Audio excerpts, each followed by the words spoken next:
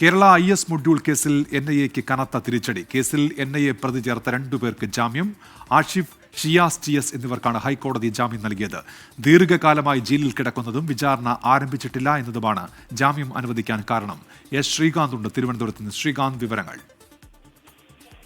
ഉന്മേഷ, ഇതും ഒരു തിരിച്ചടി NIAയെ സംബന്ധിച്ചിടത്തോളം, അതും കേരള യൂണിറ്റിനെ സംബന്ധിച്ചിടത്തോളം അടുത്തിടെ സംഭവിക്കുന്ന ഏറ്റവും വലിയ തിരിച്ചടിയാണ്. അതായത് കേരള IS മൊഡ്യൂൾ കേസ് ഒരു പ്രധാനപ്പെട്ട തീവ്രവാദ കേസാണ്. അതിൽ NIAക്ക് കനത്ത തിരിച്ചടി ഉണ്ടായിരിക്കുന്നു. കേസിൽ NIA പ്രതി ചേർത്ത 2 പേർക്ക് ജാമ്യം ഹൈക്കോടതി നൽകിയിരിക്കുന്നു. ആഷിഫ്, ഷിയാസ് TS എന്നിവർക്കാണ് ഹൈക്കോടതി ഇപ്പോൾ ജാമ്യം അനുവദിച്ചത്. ദീർഘകാലമായി ജയിലിൽ കിടക്കുന്നതും വിചാരണ ആരംഭിച്ചിട്ടില്ല എന്നതുമാണ് ജാമ്യം അനുവദിക്കുന്നതിന് കാരണമായി കോടതി ചൂണ്ടിക്കാണിച്ചത്. ഇതിൽ ഇവർക്കെതിരെ ആരോപിക്കപ്പെട്ടിരുന്ന കുറ്റം ഖത്തറിലുണ്ടായിരുന്നപ്പോൾ ഒരു സംഘടന പോലെ അവർ രൂപപ്പെട്ടു. 2017 തിരികെ രാജ്യത്തേക്ക് എത്തി, കേരളത്തിലെത്തി യുവാക്കളെ റിക്രൂട്ട് ചെയ്യുന്നതിനും ഹിന്ദു സംഘടനാ പ്രവർത്തകരെ വധിക്കുന്നതിനും ഗൂഢാലോചന നടത്തി.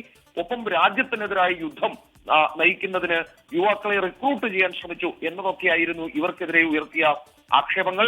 പക്ഷേ നിലവിലിപ്പോൾ ഇവർക്ക് ജാമ്യം കിട്ടിയിരിക്കുന്നു. ഒരു കാര്യം ഓർക്കേണ്ടത്, തുടർച്ചയായി NIA ഹൈക്കോടതിയിലേക്ക് കേസുകൾ എത്തുമ്പോൾ തോൽക്കുന്ന കാഴ്ചയാണ് കാണാൻ സാധിക്കുന്നത്.